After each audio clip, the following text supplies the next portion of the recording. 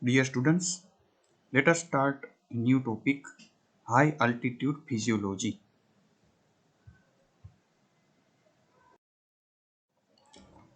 Before we discuss physiological changes in the high altitude, let us discuss some basic concept. First of all, what is atmosphere? It is the gaseous envelope around the earth in which aerospace physiology happens. Now atmosphere is divided into few zones like troposphere, stratosphere, mesosphere, thermosphere, and exosphere.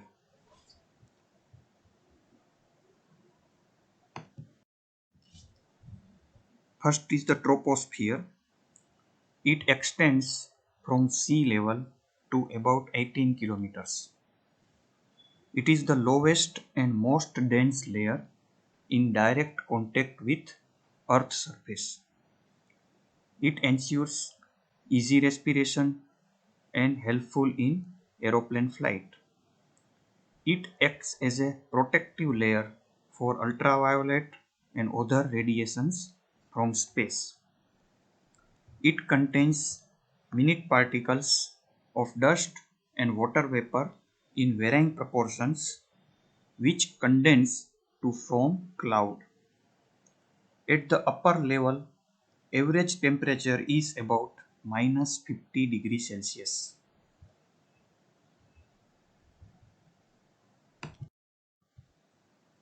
Then comes stratosphere.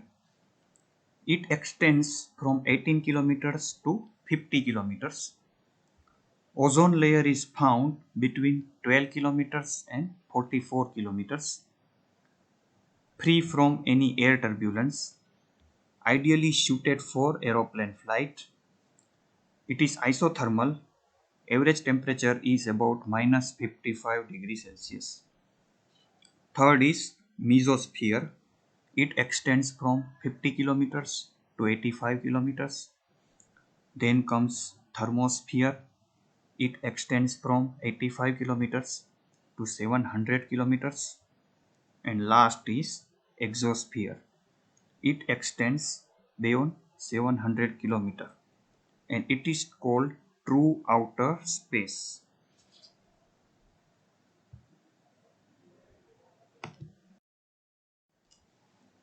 Now let us discuss various altitudes. Up to 10,000 feet, usually human body have no problem. There are no symptoms of hypoxia or some various mild symptoms of hypoxia. Body can easily acclimatize to oxygen lack. Now what is called high altitude? Anything in excess of 10,000 feet or 3 kilometers is defined as high altitude.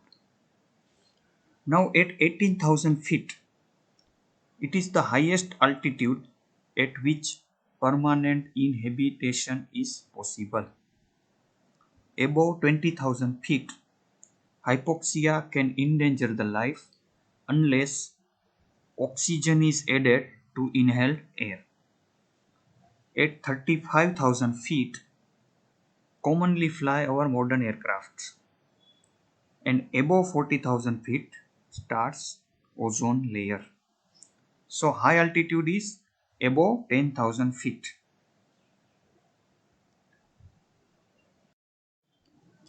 Now we have already seen this table in pulmonary diffusion lecture. This table is showing composition of the air in atmosphere as well as in alveoli. We all know maximum contribution or maximum concentration is nitrogen followed by oxygen. Carbon dioxide is almost negligible in atmospheric air, and water vapor will be in human body in alveolar air with fixed value of 47 millimeter of mercury.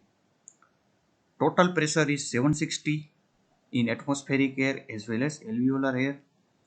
Nitrogen is contributing 79% and oxygen 21% in atmospheric air. Also remember the value of PO2 in the alveoli 104 and PCO2 in the alveoli 40.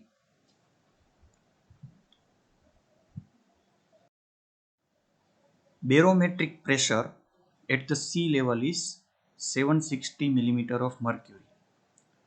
It falls progressively with increase in the height. Now we have discussed Dalton's law previously.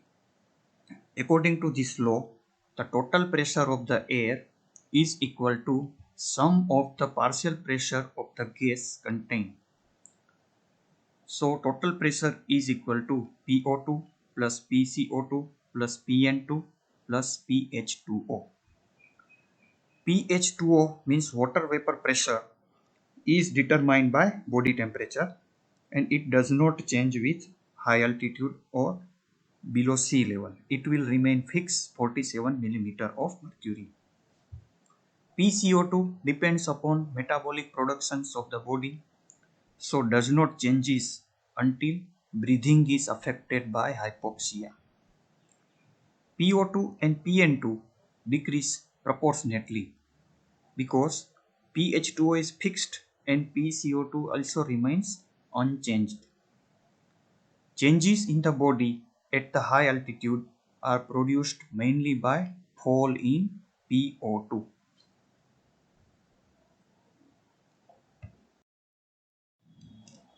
Now let us see what is the effect of exposure to low atmospheric pressure.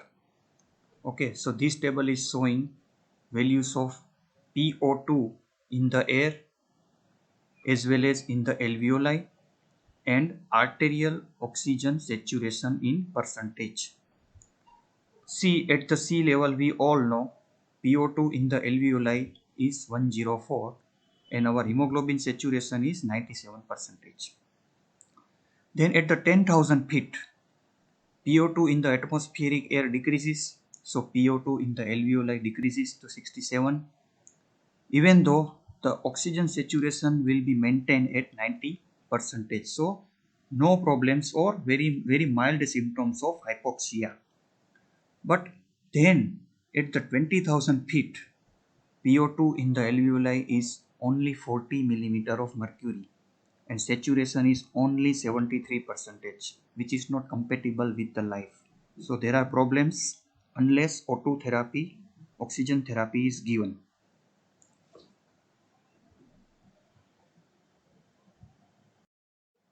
If we give O2 therapy, means breathing of pure oxygen, then survival is possible above 20,000 feet. See this table. After giving pure oxygen, the PO2 in the alveoli is very more as well as the arterial oxygen saturation is maintained. You can see at 30,000 feet, arterial oxygen saturation is 99% and PO2 in the alveoli is 139 millimeter of mercury. But even with breathing pure oxygen, see the values at 50,000 and 40,000 feet. They are not compatible with the life.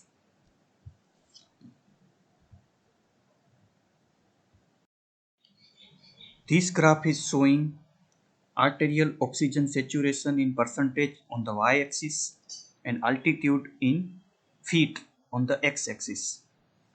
There are two lines, blue and red. See and compare. Blue line is breathing the air and red line is for breathing pure oxygen.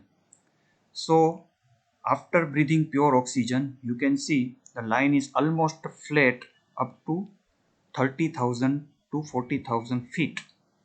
So survival is possible with breathing of pure oxygen. But when you are breathing only air, then up to 10,000 feet, there are no issues because the oxygen saturation is 90%. But then it drops drastically and then survival is not possible.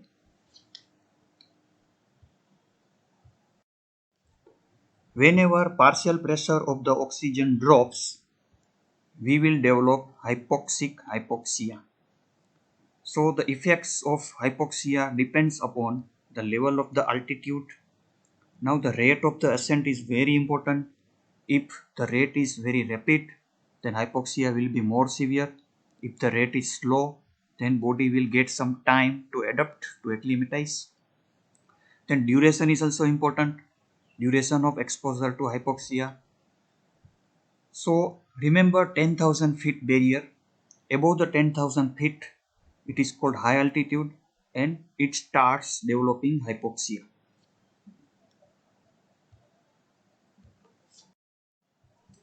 Now, what are the clinical features of hypoxic hypoxia? So, there are stages. First is the stage of indifference. So, usually no symptoms because the PO2 remains above 60 millimeter of mercury and so the saturation remains around 90%. Then comes the stage of reaction. It is characterized by development of moderate hypoxia. PO2 will be between 40 to 60 millimeter of mercury. Cardiovascular symptoms or signs are tachycardia and hypertension. Respiratory clinical features are increased in the pulmonary ventilation.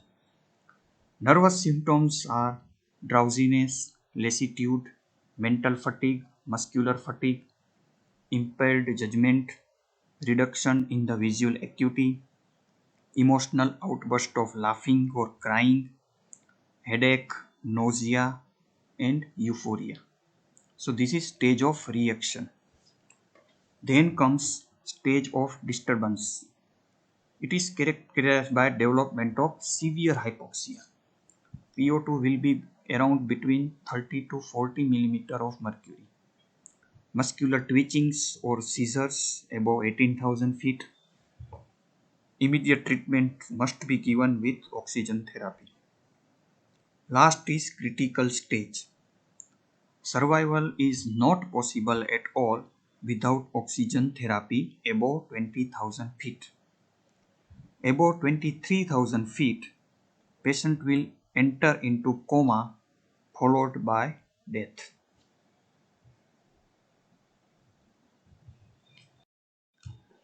Why high altitude is dangerous to life? The first reason is here high altitude pulmonary edema. High altitude pulmonary edema usually occurs as an effect of rapid ascent at high altitude, about 10,000 feet. It is seen in who engage in heavy physical work during first 3 to 4 days after rapid ascent. So therefore, it is always advised to take rest at least for few days after reaching to high altitude so that our bodies will get acclimatized to new environment.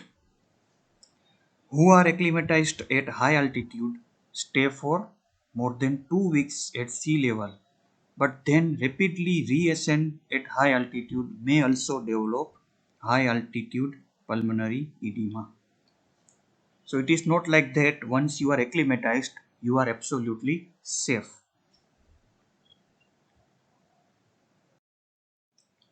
What is the mechanism why pulmonary edema develops at the high altitude? So at the high altitude, due to hypoxia, there will be pulmonary vasoconstriction. It will lead to increase in the pulmonary capillary hydrostatic pressure. This drives fluid out of pulmonary capillary and therefore there will be development of pulmonary edema. Characteristics of high altitude pulmonary edema. It responds well to rest and oxygen therapy. Remember, it is not a disease, it is a physiological response of the body. It occurs due to aggravation of hypoxia and not due to any cardiovascular or lung disease. Any person who is physically fit, not having any cardiovascular or respiratory disease, may also develop very severe life-threatening high altitude pulmonary edema. It is always associated with increased pulmonary artery pressure. So physical fitness will not save you. Only rest, precautions and as and when required, oxygen therapy will be beneficial.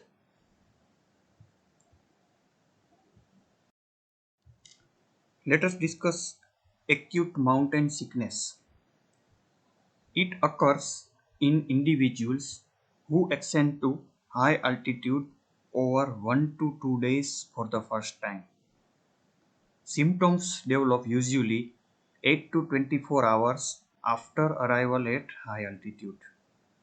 It lasts for about 1 week. Characteristic features are headache, nausea, vomiting, irritability, insomnia, and breathlessness. It is associated with sometimes cerebral edema, so it responds to glucocorticoids. Also associated with alkalosis, so it responds to acetazolamide drug. In your second MBBS pharmacology subject, you will learn about acetazolamide. So when you go to high altitude, sometimes doctors will advise you to take acetazolamide. And remember, this acute mountain sickness is very much common. So the mild symptoms like headache, nausea and vomiting will resolve on their own without taking any special drugs, and with rest and time they will subside themselves. But pulmonary edema and cerebral edema are very dangerous problems. They must be attended vigorously.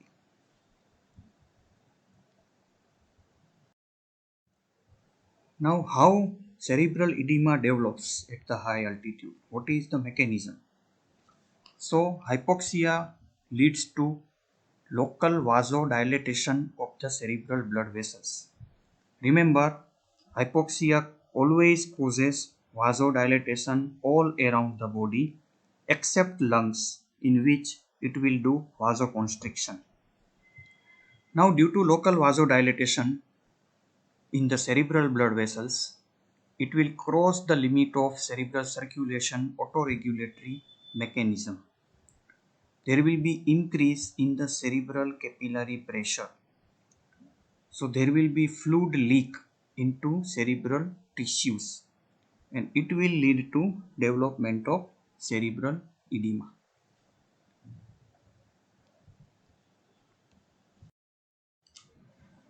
Now the remaining parts of high altitude physiology I will discuss in part 2 lecture.